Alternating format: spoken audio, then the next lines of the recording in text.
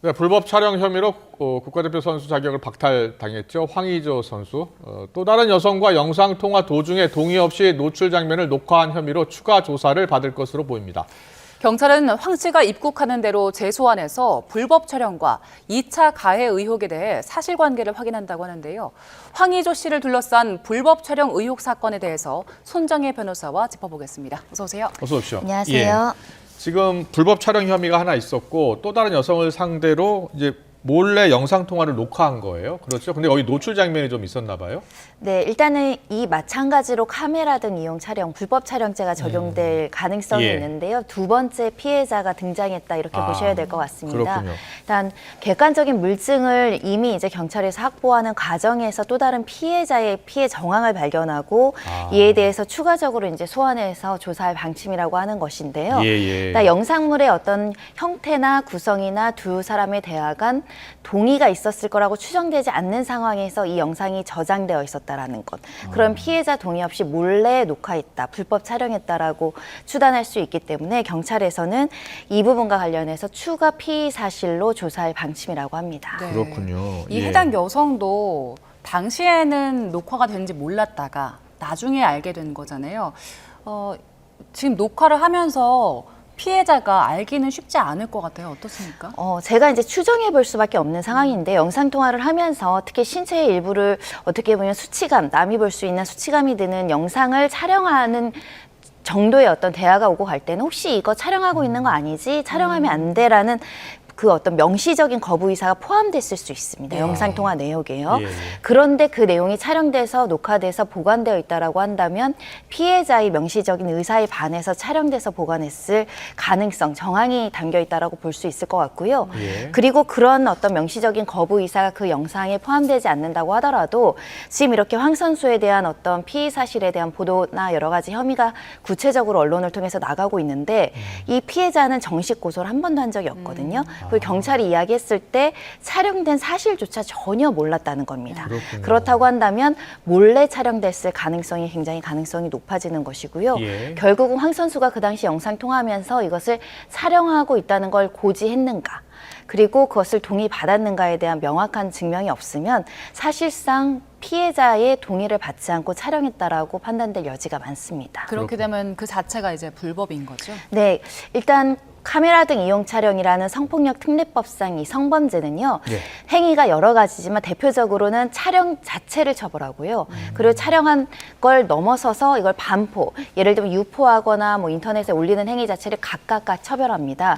그리고 이런 불법 촬영물을 보관, 소지하는 것 자체를 처벌하고 있기 때문에 촬영한 것도 별개의 범죄, 그리고 이것을 반포라는 유포 행위 자체도 별개의 범죄, 보관하고 소지하는 것 자체도 불법적인 어떤 죄로 각각 구분 지어져 있기 때문에 지금 황 선수 같은 경우는 뭐 외부에 다른 사람한테 유포한 행위까지는 명확하지 않은 것 같고 일단 여성들의 동의 없이 불법적으로 촬영했다라는 점에 대해서는 조사가 충분히 이루어질 수 있는 상황입니다. 그렇군요. 각각의 불법 혐의가 촬영 혐의, 저장 혐의, 또 유포 혐의 등으로 나눌 수 있는데 일단은 지금 상황으로 봤을 때는 촬영 혐의와 저장 혐의 두 가지 혐의를 적용할 수 있겠네요. 만약에 실제로 모르게 촬영했으면. 네, 만약에 피해자의 동의가 없었고 더군다나 피해자의 명시적인 거부 의사까지 있었다라고 한다면요. 우리 양형 기준상으로는 촬영죄만 징역 8월에서 2년, 그리고 가중처벌을 한다고 한다면 1년에서 3년으로 되어 있고 또 이제 이게 한 개의 범죄가 아니라 다수 피해자한테 여러 가지 행위잖아요. 영상이 하나만 있는 게 아니라 여러 개가 있으면 각각의 범죄가 성립이 돼서 실체적 경합, 가중에서 2분의 1 형이 더 높아질 가능성이 있어서요. 피해자들의 용서나 합의를 받지 않는다고 한다면 양형 기준상으로는 실형이 나올 수도 있습니다. 그렇군요. 이번 사안 전에 있었던 그 관계 도중에 영상을 찍었던 사안이요. 황의조 씨는 합의하에 영상을 찍었다라고 주장을 하고 있고 피해 여성은 몰랐다. 동의한 적이 없다라고 얘기를 하고 있잖아요. 그렇다면은 이게 불법 촬영인지 아닌지를 가리는 게 이제 관건일 텐데 어떻게 수사가 진행이 됩니까? 전체적인 정황을 다 살펴봐야 될 것 같습니다. 첫 번째 피해자 같은 경우는 동영상을 촬영할 때 명시적으로 동의를 하거나 거부하는 내용이 그 해당 영상이 없을 수 있는 가능성이 있고요. 그래서 황의조 선수 측에서는 묵시적으로 동의했다라는 주장이 나오는 것으로 보입니다. 다만 피해자 측, 그러니까 피해자 대리인께서 이제 주장하는 SNS 대화 내역이라든가 녹음 내용을 영상을 추단해 봤을 때 사후적으로 계속 항의를 한다거나 지워달라, 왜 그 영상물을 가지고 있느냐, 이런 항의의 정황으로 비춰봐서는 피해자가 동의하지 않았는데 촬영해서 보관했을 가능성도 있는 상황이거든요. 예. 그래서 둘 사이의 대화 내용이나 영상에서의 두 사람의 어떤 촬영 각도, 대화, 그리고 여성이 그 어떤 카메라를 바라보는 시선, 이런 것들을 종합적으로 적극적으로 동의했는가 또는 묵시적으로 동의했는가, 둘 다 동의도 하지 않고 모르는 상태에서 촬영됐는가, 거부한 것으로 알고 촬영에 임했는데 나중에 이제 사후적으로 입장을 바꿔서 나는 동의한 적 없다, 이렇게 나오는 경우도 있을 수는 있잖아요. 예. 그런 다양한 가능성을 열어놓고 수사를 해야 될 겁니다. 그렇군요. 이 적극적 동의, 묵시적 동의, 아니 적극적 부동의하고 또 묵시적 동의, 이게 피해자 입장에서는 나는 그때 분명히 동의하지 않았다라고 이야기할 수 있고, 또 가해자 입장에서는 동의하지 않았냐, 사실상 동의 아니냐라고 주장할 수도 있을 것 같아요. 근데 사실은 묵시적 동의는 굉장히 엄격하게 인정을 해야 됩니다. 예. 예를 들면 성적인 접촉이나 사생활에 굉장히 심각한 피해를 야기할 수 있는 신체를 노출한 사진이나 영상을 찍는데 묵시적으로 동의할 거라는 추정을 폭넓게 인정하면 굉장히 피해가 많이 발생할 그렇겠네요. 여지가 있죠. 예. 적어도 이렇게 누군가는 함부로 촬영하지 않는 영상을 촬영하기 전에는 명시적으로 동의를 받는 게 굉장히 중요합니다. 네. 이거 찍어도 돼? 우리 같이 찍어서 보관해도 될까? 우리만 보자.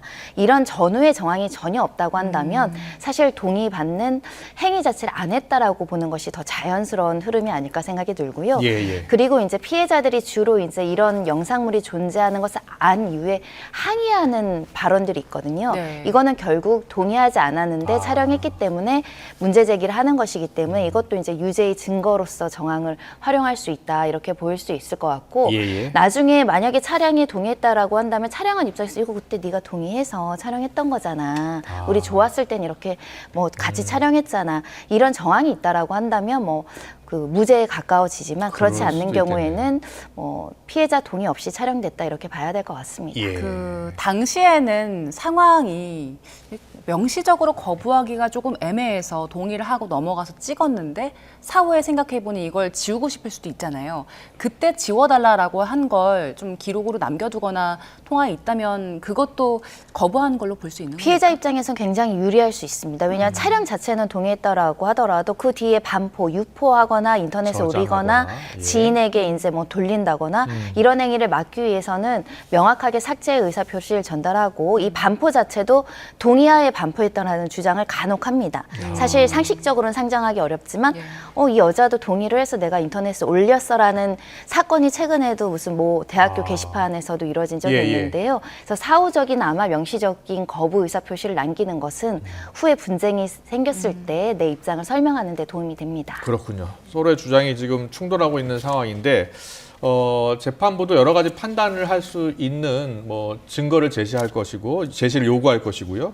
그런데 영상 분석을 통해서도 일부 판단이 가능하다고 하는데 그렇습니까? 보통 이제 합의해서 촬영을 하는 경우를 상정을 했을 때는 그 카메라를 이 촬영 대상자가 적극적으로 인지하고 행동을 취하는 모습들이 담겨 있을 가능성이 있고요.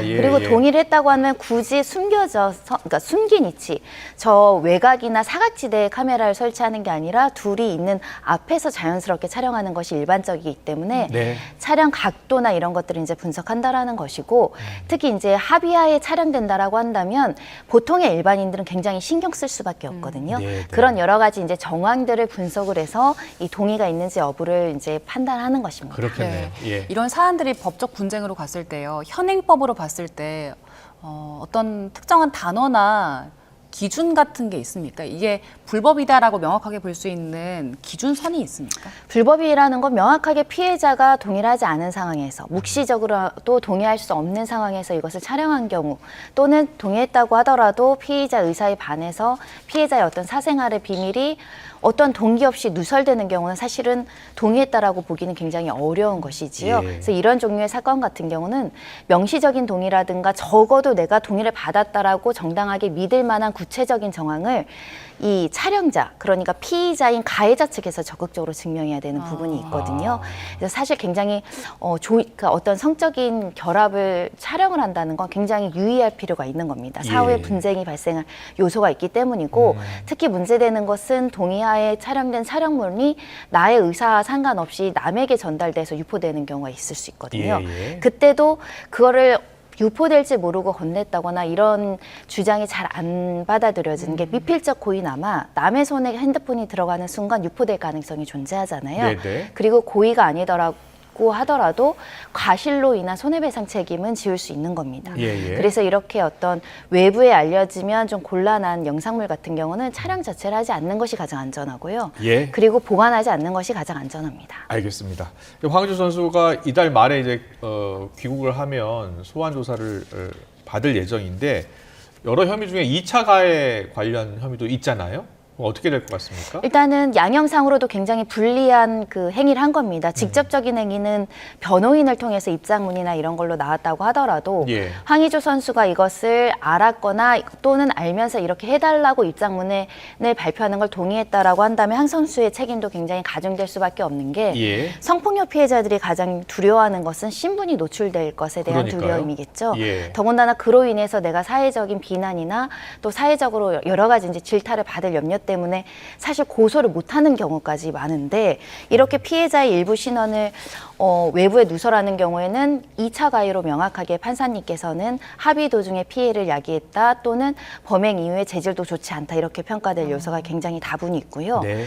그리고 우리가 이제 성폭력 특례법에 따르면 24조 2항인가요? 거기에서 피해자의 신원을 누설하는 경우는 별도의 형사처벌로서 3년 이하의 징역형, 벌금형에 처해지도록 되어 있고요. 예. 이렇게 되어 있습니다. 주소나 나이나 성명이나 사진 등 피해자를 특정할 수 있는 정보를 SNS나 신문이나 방송 등을 통해서 공개해서는 안 되고 이것을 공개하는 경우에는 처벌한다라고 되어 있는데 물론 이 뭐 직업이나 그 사람의 기본적인 어떤 인적 사항을 누설했다고 해서 어떤 사람인지 예를 들면 제 피해자는 손정인지가 명확하게 특정되진 않았지만 예, 예. 적어도 본인들을 변호하기 위한 또는 언론에 대응하기 위해서 꼭 필요한 정보가 아닌데 꼭 필요한 정보지 않은 피해자에게 숨겨줄 어떻게 보면 비밀을 누설하지 않을 정보를 누설한 게 있거든요. 그래서 이 부분은 경찰에서도 이 성폭력 특례법상 처벌할 예. 가능한지를 법리 검토한다라고 합니다. 알겠습니다. 이제 황의조 선수가 받고 있는 여러 의혹들, 혐의에 대해서도 지금 알아봤는데 황의조 선수는 그럼 변호사를 통해서 어떤 주장을 하고 있는 겁니까? 첫 번째 피해자 같은 경우는 동의를 받은 것이다. 그리고 합의된 것이기 때문에 그 촬영죄는 무죄이다라는 주장으로 보이고요. 예. 반포행위 자체도 뭐 다른 사람에 의했기 때문에 나는 무혐의다라는 취지로 이제 변론하고 있는 것으로 추정이 되는데 두 번째 지금 나오고 있는 영상통화 중에 동의 없이 녹화를 해서 촬영해서 보관한 부분에 대해서는 명시적인 입장이 나오고 있지 않습니다. 그래서 그 명시적인 입장이 나올 때까지는 좀 지켜봐야 될 것 같습니다. 예, 알겠습니다. 황의조 선수 지금 추가 의혹이 제기가 됐습니다. 영상 통화 중 녹화한 혐의가 추가됐는데요. 관련해서도 조사를 받을 것으로 보입니다. 여러 가지 쟁점들 손정희 변호사와 짚어봤습니다. 잘 들었습니다. 고맙습니다.